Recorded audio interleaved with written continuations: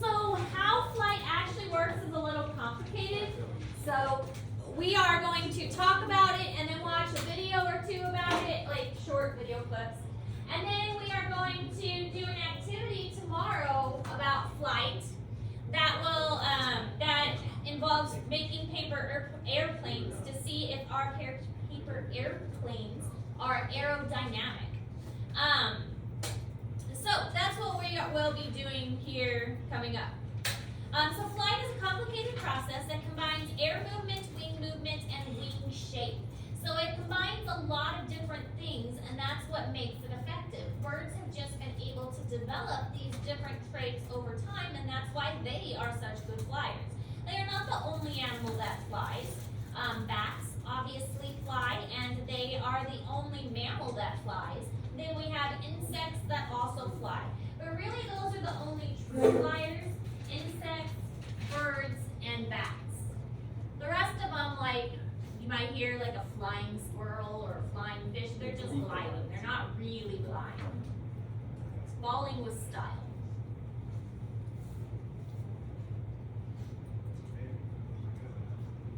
Does anybody know what movie that's from, Falling with Style? It's from Toy Story. Toy Story, well done.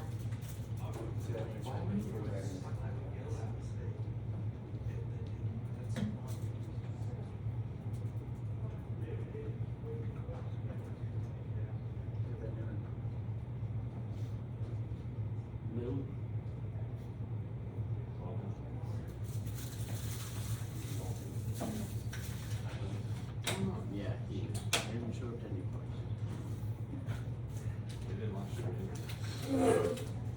He doesn't need to, he just chooses.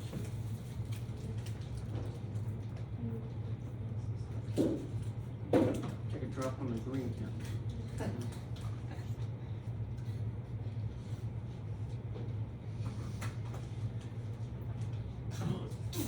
Alright, so this first video will kind of explain the process, and again, there's a lot going into it. It's not just the wing, but the wing has a particular shape.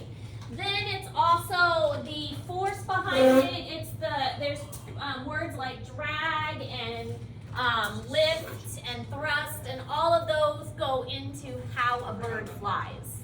Shh. I've snuck into Metaphysics Studio to explain how a wing actually works. Hang on. Something doesn't feel right. Ah, that's better. Now, everyone knows that a wing generates lift due to its characteristic shape.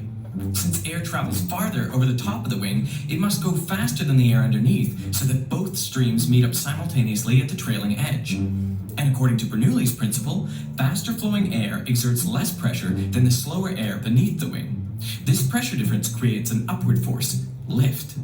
Job done, right? Nope. This simple explanation taught in many textbooks and classrooms has obvious problems, like how could a plane fly upside down? Some planes, like the Wright brothers, had nearly flat wings, so presumably air would travel the same speed over both sides and there would be no lift. Plus, experiments show that air streams don't meet up at the back of the wing. Air over the top goes significantly faster, reaching the trailing edge first. So how does a wing actually generate lift? Well, the key is the wing must deflect air downwards. This can be achieved using asymmetric or cambered airfoils or by increasing the angle of attack.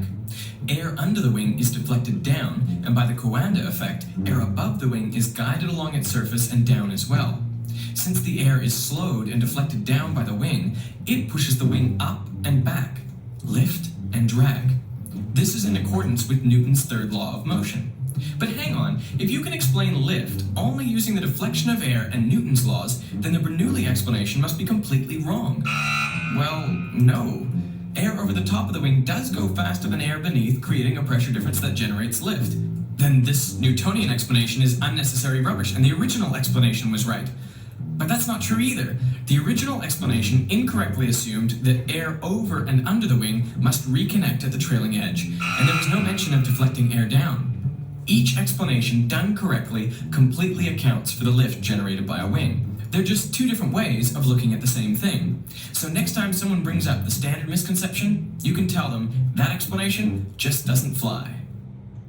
Okay, so that's talking And about if you the like wing that, shape. you've got to check out The wing shape of the bird allows for the air to move faster over one surface and not as fast over the other surface. Air that's moving faster over the top has less pressure against it, and so that causes the bird to lift. So here is another video that kind of explains the process as well. Don't worry, Mr. I watched. How do birds fly? Well, it mostly has to do with the shape of their wings and how they move them. When a bird flies, it flies through the air, and the air flows over and under the wing. If we look at a section of a bird's wing from the side, we see that it is big up front and then tapers off toward the back, kind of like an airplane wing. When talking about flying, this shape is called an airfoil. Now, the air flows around the wing like water in a river. If you've ever been on a river, you'll notice that it moves very slow at the wide parts, but speeds up really fast when the river narrows. This is because the same amount of water that was in the wide parts now has to move through a much smaller space at the narrow parts. And so the air is just like several rivers flowing side by side past the bird's wing. The shape of the wing, the airfoil, makes it so the river of the air that flows over the top of the wing gets squeezed and narrowed. And just like a river, this air has to speed up. And the river of air that flows under the wing actually widens and slows down a little. Now imagine you are traveling down this river of air and you have a cannon on your boat. The airfoil is an island and you are trying to shoot it with your cannon. But you have to reload the cannon every time you fire, so you can only shoot it once every few minutes. If you are going really fast down the river, you will only have time to shoot a few cannonballs at the island. But if you go down the wider part of the river at a much slower pace, you will be able to hit the island with more cannonballs. This is kind of what happens with a bird's wing, but instead of cannonballs, it's the air that's landing on the wing. Because the air on top is pushing less on the wing than the air on the bottom, the wing gets moved upward. This upward push is called lift, and it's the main reason birds are able to fly. But there are other tricks birds use too. To get more air to pass over their wings, birds will flap them, especially when taking off. When they do, they rotate their wings forward and down and then lift them back up to start over again. Rotating the wing forward causes the lift from the air to push the bird not only in an upward direction, but forward as well. This forward push is called thrust. As you can imagine, all this flapping takes a lot of energy, and so birds have large lungs to help them breathe and strong muscles to move their wings. Not only that, but their body is shaped to cut through the air efficiently, and their bones are hollow, which makes them very lightweight to begin with. So a bird relies on many tools to get through the air, not just its wings. As for people, we are heavy and can't produce the energy needed to fly by ourselves, so we use aircraft to get through the air. And even though we use machines to get off the ground, it's still fun to imagine that we can fly like the birds. Okay. So when they flap their wings, it is not just, I think those are the only videos. It's not just an up and down motion. It's kind of like a forward motion almost, a forward and up and down, almost circular. And the combination of that is what's going to make the bird fly. So we've got the shape of the wing, which makes the air move faster over it. And again, it's very similar to what you see in an airplane. If you've seen airplane wings and paid attention, they're rounded up front and pointed in the back. So it's the same principle. So when the bird flies, you can see it's pulling its wings forward and kind of making that rotational pattern and making the wings move in more of a circular instead of just a straight up and down. So that's the basics of flight, and we will do an activity tomorrow to kind of help with that. We're going to elaborate on it a little bit more, but we're also going to talk about migration. We've already touched on this before, but migration is the temporary movement from one area to another, usually over long distances. When we think of migration, birds are usually the first thing that comes to mind, but they are not the only animal that migrates. There are many animals that migrate. Whales migrate, turtles, butterflies. In the African savanna, there's lots of animals that are going to migrate and follow the rainy season and the water. So migration happens for lots of different reasons. It just means that an animal is moving from one area to another, usually over a long distance. They know where they're going because they have several different techniques that they're going to use, such as major landmarkers like mountains and rivers. So they will follow mountains and rivers when they migrate. When I lived in Garden City, we had the Rocky Mountains not too far from us. And so we got a lot of migrators because they would fly along the Rocky Mountains. They would use that as kind of a guiding line to where they were supposed to go. Rivers like the Missouri River, or more specifically the Mississippi, because the Mississippi runs more north to south, then that one is a good example of something that they could follow. Position of the sun and the stars, they use that, and they also use north-south poles. There's been a lot of research based around how birds know where to go, and a lot of that is ingrained in instinct, that they can kind of sense the directions a lot better than we can. We already kind of mentioned that flying in the V pattern helps the birds use less energy, and that's because the one up front is cutting through the air originally, and the ones that are flying out behind are the ones that are providing that structure and that lift, and they kind of ride off of the one in front of it. So when the one in front gets tired, it'll fall to the back, and one of the others will take its place. So again, sharing that burden, and it's very similar to like if we're walking through the snow. If the snow is really deep, whoever's going first walking through the snow is doing the most work, and the rest of us could follow behind, and we wouldn't have to do as much work. So kind of the similar principle there.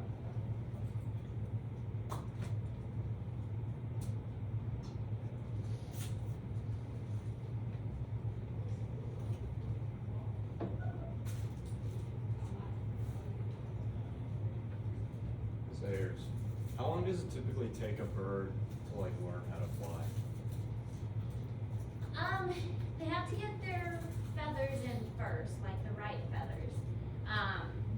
The songbirds especially, it takes them a while to get the feathers, but they do practice a lot. So in, probably not yet, but like May, you'll see a lot of, we call them fledglings. Fledglings are small birds that are learning how to fly, and they end up on the ground because they're not very good at it. And they usually have the mother around them that'll feed them. So it takes them several days. Some of them I think are faster learners than others. So, but if they get on the ground, then they'll hop up onto a bush or something and try again.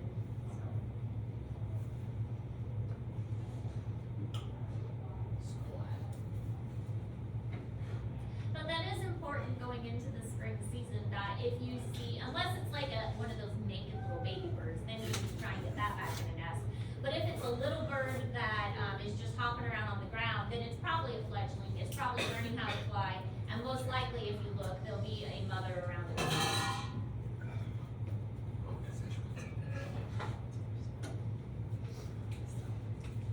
All right, this shows some of the major migratory pathways that we have in North America, and you can see that they are following land patterns. So here we've got the Rocky Mountains about in this area, so there's a lot that are going along there. Here we've got the Mississippi, and so there's a lot that are following along that Mississippi River. So some of them that are better flyers might go out over the ocean a little bit, but most of them are going to follow the land masses so that they have places to rest and stop and find food. The purple one's one of the far left to the middle is the one that the monarchs track, isn't it? This one? Yeah. Yeah. So this is but the monarchs will stop like somewhere in here. They stop in Mexico. They don't go to South America. Oh yeah. Yeah. This shows the pattern of air and how the V flying formation works. So this is the one at the front that's doing most of the work, and it makes it so that the air kind of swirls as it goes backwards, and so the birds that are flying toward the back are benefiting from the ones in front. So this one is doing the most work. Its wing gets like an updraft, and so that makes it easier. This wing gets an updraft, and that makes it easier, and so on. All right, any questions about any of that? Okay, sexual dimorphism.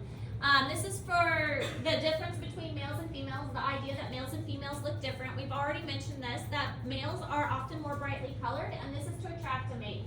A lot of times the females are more attracted to the ones that have the bright color because it means that they don't have to camouflage. They've got energy. So they are able to feed themselves and protect themselves well enough that they don't have to camouflage and they can stand out.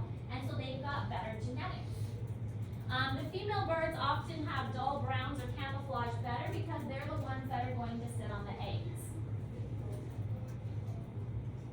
Sometimes the sexual dimorphism can be very, very extreme, and we're going to watch a couple videos of that in a moment.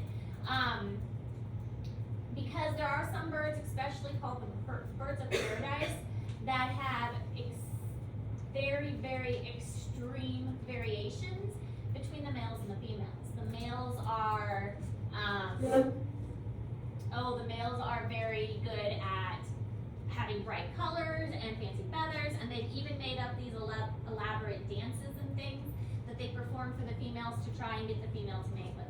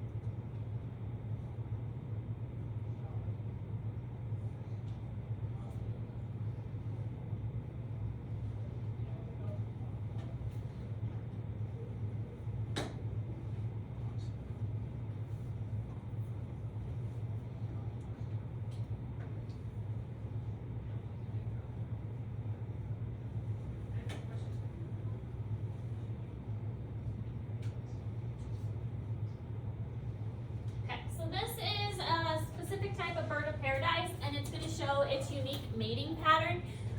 Very kind of funny and interesting to watch. Have you seen it? It's crazy. The character of the forest changes as you descend, becoming ever darker and darker, favoring different kinds of animals and plants.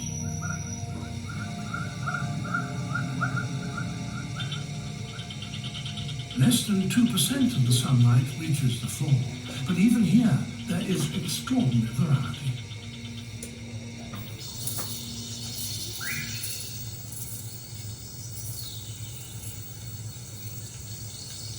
In the great island of New Guinea, there are 42 different species of birds of paradise, each more bizarre than the last.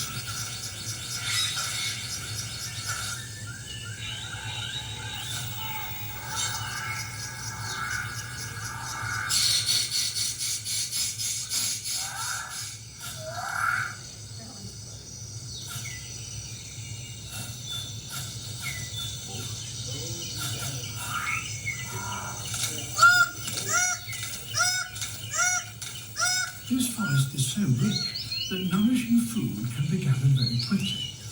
That leaves the male six-plumed bird of paradise with time to concentrate on other matters, like tidying up his display area.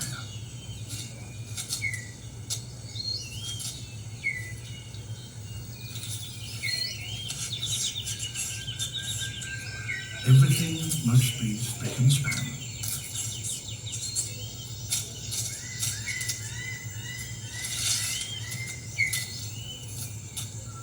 Is ready.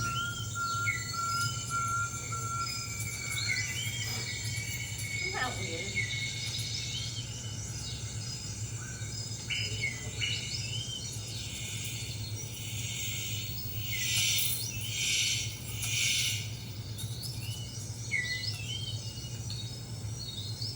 Very impressive, but no one is watching. The superb bird of paradise calls to attract the female. And he has more luck. But what does he have to do to really impress her?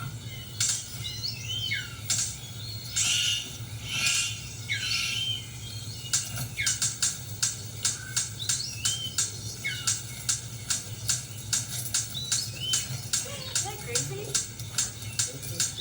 I know, I think it would scare instead of impress her.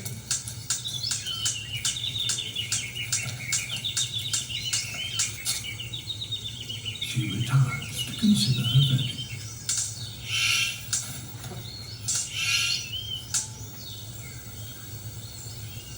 It's hard not to feel deflated when even your best isn't good enough.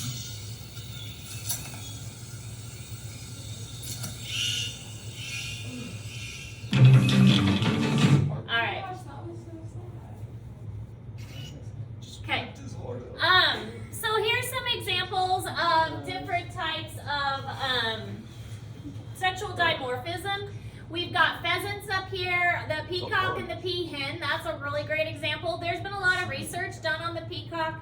A lot of indication that the number of eyes on the feathers is actually what attracts the female. So if they have more of those eye patterns, then it's going to attract the female more. We've got the ostrich, the male and the female cardinals, and male and female sparrows. Now, the way that this has developed over time, like the peacock is a good one to understand this. So the way natural selection works is there's some kind of genetic change. So the male peacock, he had something genetically changed that made him have like one tail feather or a little tail. And all the lady peahens liked that, so they all went and mated with him. And so that genetic change got passed down. And later on, there was another genetic change for more feathers or bigger feathers. And then all the peahens liked that one, so they went and mated with him, and then his genetics got passed down. And so this happens enough over time that eventually the peacock becomes quite impressive. Yeah. All right, so the other thing is intelligence. Birds are extremely smart. Really, really, really smart.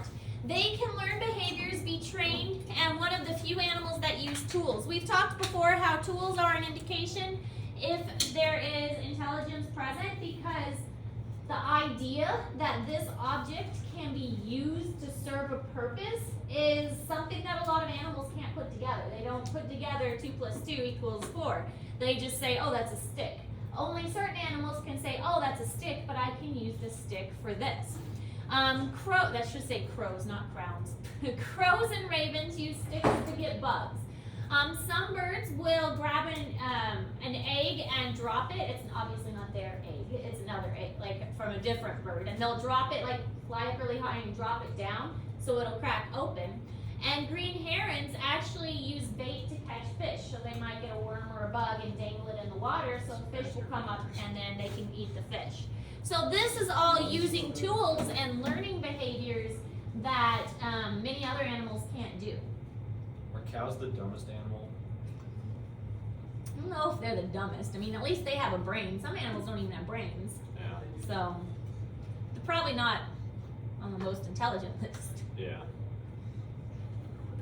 I think monkeys use their poop as No, dogs. monkeys and apes are up there on the intelligence list. Some really stupid cats too. Sheep? I like watching the videos of cats that like swim heads to it at night. Pigs are really intelligent. If you have like the top 10 intelligent animals, of course apes and primates are up there, but pigs are usually on that list. Crows, goats. well, I don't know about goats. Like dolphins are on it. Elephants, rats. Surprisingly, rats are very I intelligent. do elephants. Yeah. Elephants are orange cats, so it's crazy smart. I'm aware. Do I look like an elephant? Yes. All right, so this video shows a couple crows that are really good at using tools, and this zoo has worked with them a bit on this. A new species can now be added to the list of creatures that can use tools. The Hawaiian crow, better known by its indigenous Hawaiian name, alala. We've known for a long time that alala are extremely intelligent, but it wasn't until we conducted this study that we realized just how skilled alala are at using tools. For example, nearly all adult alala use tools, and they can all extract a food item from a small crevice in less than 1 minute. Members of the crow family, or corvids, are known to be smart. But before this discovery, there was only one species known to be a naturally expert tool user, the New Caledonian crow. I have been studying New Caledonian crows for over 10 years now, and in the course of that research I started wondering whether the New Caledonian crow really is the only crow species that naturally uses tools. To find out, researchers tempted captive alala with little pieces of meat buried in holes and crevices inside a piece of wood. We were surprised just how good alala are at using tools, and they were incredibly fast, even by comparison to New Caledonian crows. We also observed alala selecting different kinds of tools, exchanging tools when they were not happy with the tool they had first selected, modifying tools. We observed birds shortening tools that were too long. And finally, we were able to show in a separate experiment that juvenile alala will independently develop tool-using skills, even if they had never opportunities to observe tool-proficient adult or even tool-using humans. So they figured it out. There are only around 100 alala left in the world, and they're all currently in captivity. But later this year, some of these birds will be released, allowing scientists to look for tool use behaviour in the wild. This might be tricky, but it will prove that the alala deserves its place amongst the top tool users of the animal kingdom. Okay, so the fact that they were able to learn how to use tools on their own, it's like they were teaching themselves. They didn't have to watch another animal do it. They didn't have to watch a human do it. They were able to figure it out, and that's a whole process that's pretty impressive. So a couple other interesting facts. Owls have such amazing hearing that they can pinpoint their prey without seeing it. We already kind of mentioned that. Their ears were so good at hearing that they can hear where something is even if it was under like the blanket of snow, and they can pinpoint its location without even having to see it. Ostriches have the largest eye of any land animal. Most hummingbirds weigh less than a nickel. And they have, birds in general have a lighter stomach and a darker back, and this coloration difference helps them camouflage. Like if you're looking upwards, you're looking up at the sky, which is lighter, but if you're looking down, the ground is darker, so their body is darker. And then they have dark stripes around their eyes to help them see better while hunting. This is especially true for predators. So if you've ever seen like the football players who have like stripes under their eyes, it actually helps absorb light so that there's not as much reflective glare from sunlight. So birds use this method too to help them see better when they're hunting. You're humans, really. We can't fly. We got nothing. Fast. We can't swim well. We've got nothing compared to these other We don't have animals. tails. We can't pinpoint things with our ears. All right, so I want to read you. today you're working on the field guide, which is due on Friday. Tomorrow we will get a new assignment. It will be the paper airplane lab that we will start tomorrow. And that may need us to go in and finish it up later the next day, but we'll see. But we are getting kind of close to at least the birdsong identification. So you want to make sure you're practicing those bird calls too. Yes. Oh, stretching. Okay. I will have your grades posted shortly. Like I said, I do have most of them graded. I'm just going back and double checking because of the spring break, and I know a lot of people turn things in late. So, questions? All right. If you have questions, let me know. You mentioned my name in our